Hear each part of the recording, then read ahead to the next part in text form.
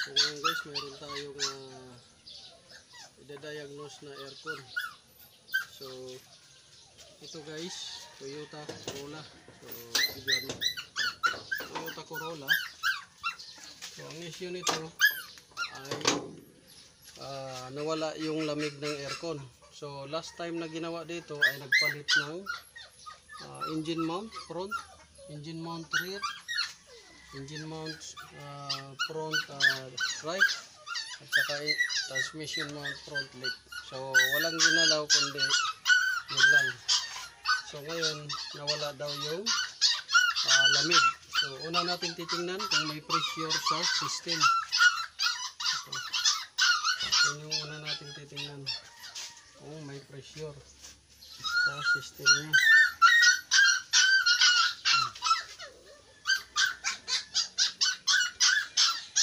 So yan yung gagalawin natin una. So gamit nito gauge, gamitan natin ng gauge. Ito gamitan natin gauge para ma-justify natin kung may pressure pa. Kung wala na, meaning may singaw. So tap natin dito. So sa low side tap natin. Tapos dito sa high side tap rin natin. High side.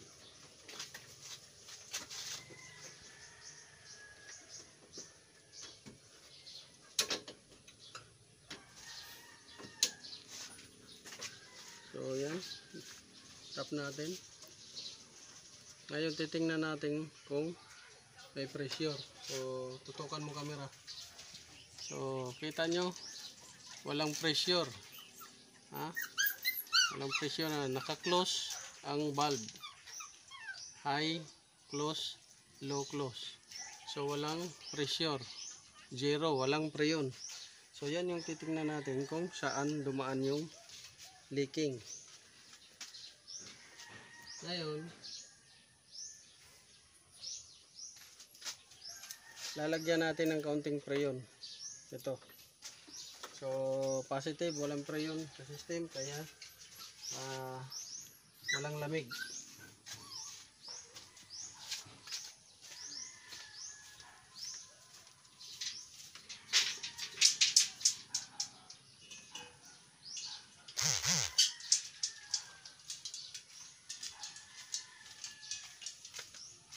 So ngayon lalagyan natin ng kaunting preyon. Tingnan natin kung saan dumaan yung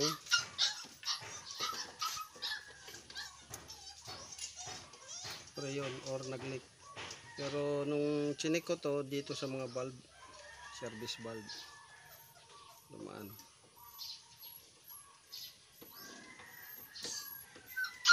Lagyan natin. Tukan mo dito. Hindi yung ito lang banda.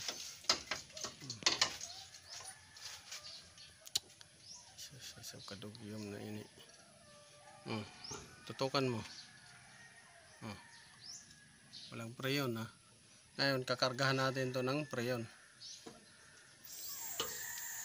Tingnan natin kung saan dumaan yung leak.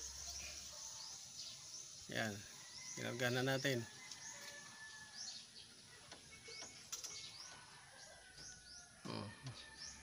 So antayin lang natin yan ng ilang oras kung bababa siya.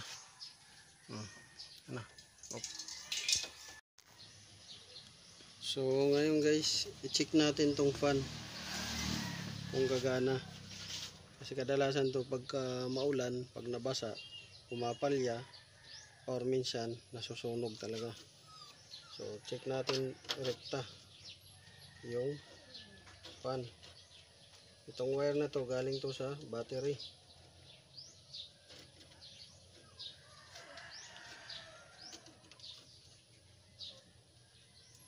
So wala, hindi gumana.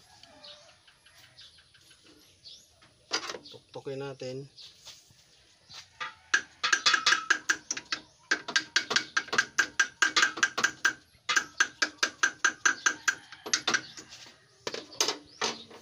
lang natin.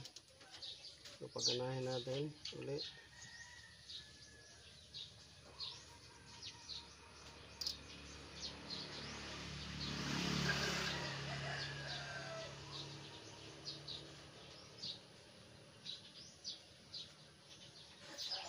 So gumana siya.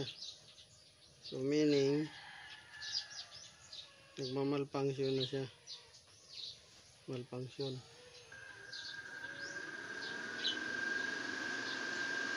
So gumana siya.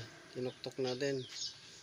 So ngayon ito hanapin natin kung may ground dito.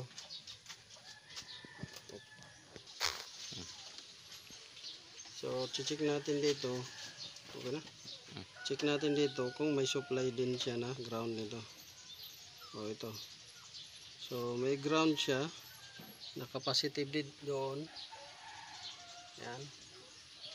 Positive. Tapos dito may supply na ground. Lipat natin sa negative. Kung may short. Meaning hindi sila nagdikit. Ito kasi yung positive. Ito yung ito yung ground. Ito yung ground, ito yung positive. So hindi sila nagdikit. Ngayon, salpak natin. Dito naman tayo sa isa. Ito. Dito naman tayo. Kung gagana tong auxiliary pan niya. Check natin kung may supply din to ng ground natin, kung may ground. So may ground siya. Lipat natin dito para ma-check natin kung nagdikit na to. So wala, hindi umilaw yung positive. So may ground. Ngayon testing natin yung auxiliary pan ng rekta. Rekta natin. So kuha tayo ng wire ulit.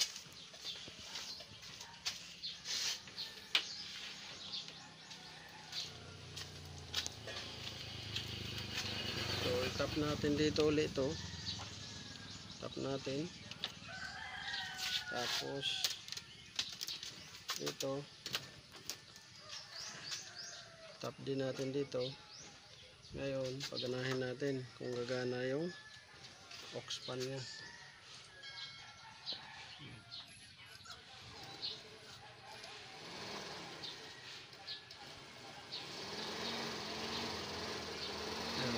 Gumana, pero papalya-palya yung pagana. Minsan hindi gumagana.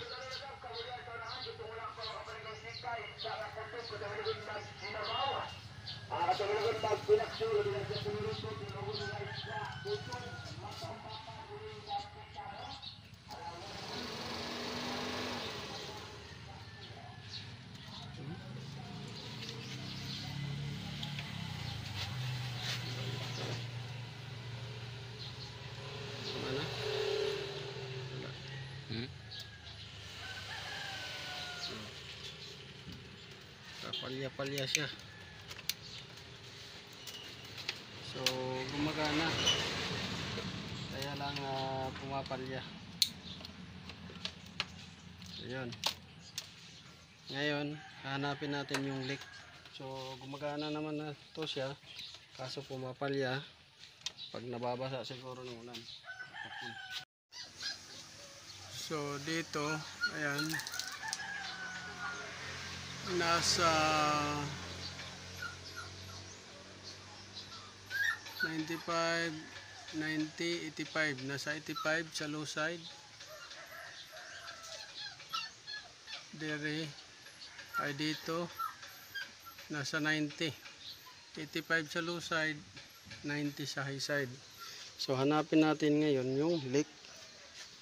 Yung leak ang hanapin natin.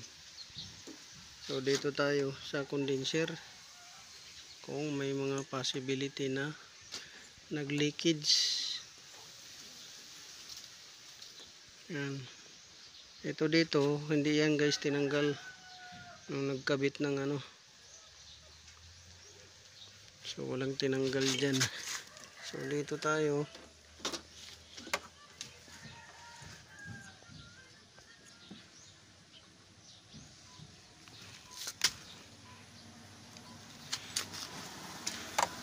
Dito sa kabila.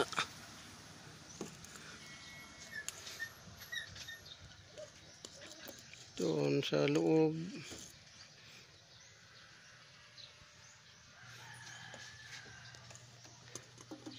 So check natin dito. Ayun.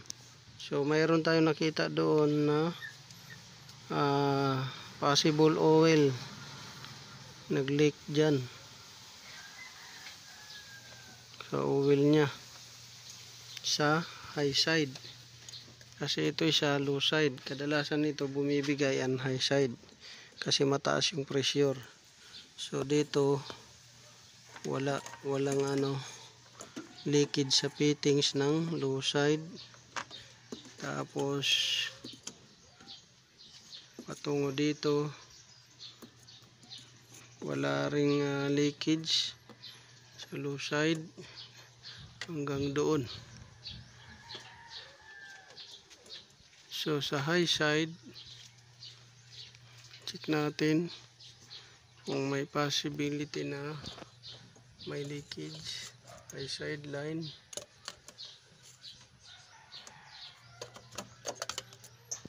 Tapos dito dating dito. So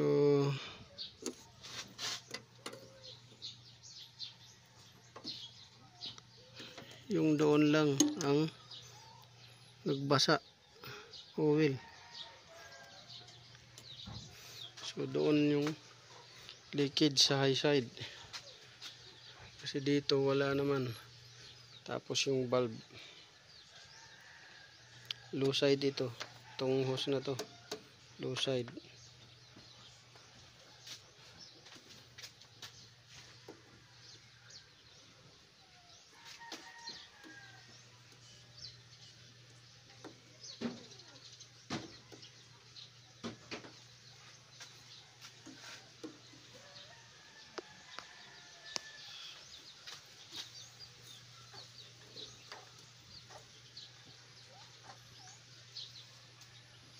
So sa high side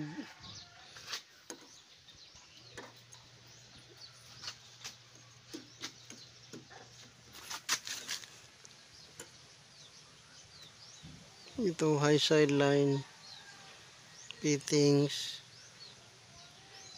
marami ng inugtungan.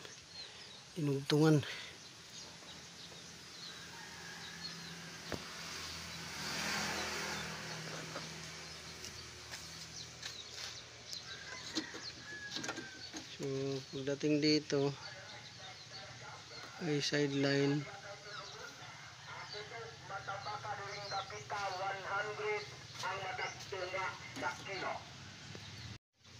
so yung nakita lang natin guys ay yung fittings ng high side. Yan o, yan, may tulo doon sa baba ng oil. Yan, yun o.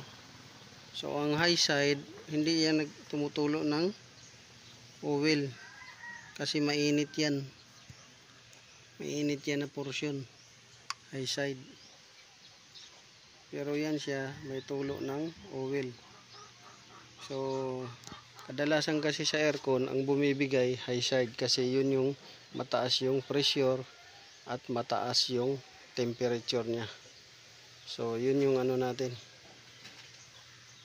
double check. So i-vacuum muna natin, leak test uli. Tingnan natin kung lalabas ba doon sa area na yun. Yun. So ayan, nag-leak test tayo. Leak test.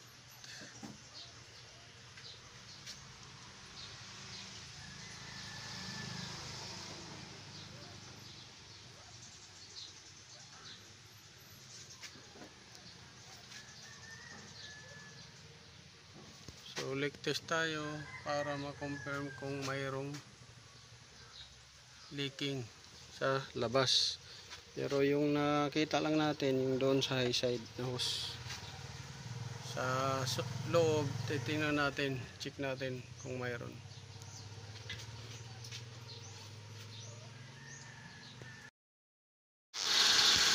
So ayan, umandar na siya guys, pinandar natin. Pero maingay siya. Yung ingay na yan guys ay galing dito sa steering pump.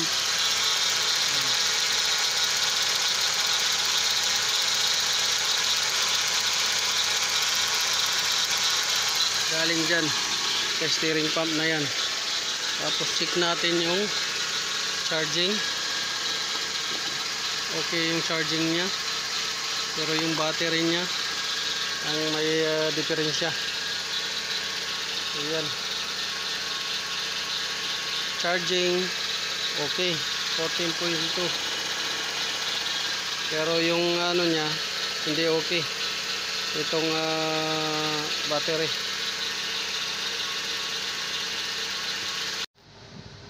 So pinaandar na natin yung aircon. Malamig na siya. Malamig na. Check natin kung gumana na yung fan sa labas.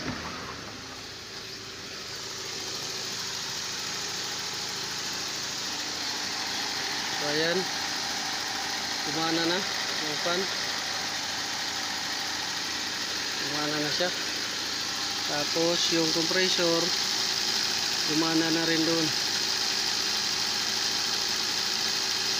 Gumana na yung compressor. Tapos dito gumana na rin. Ayan. Gumana na siya. Gumana auxiliary fan sa condenser. Gumana auxiliary fan sa radiator. Magnetic clutch gumana na. Tapos yung bomba dito gumana na rin. So ang problema ay yung leaking doon sa baba. Yun. Antayin natin yan na maglabas uli ng oil para ma-confirm natin.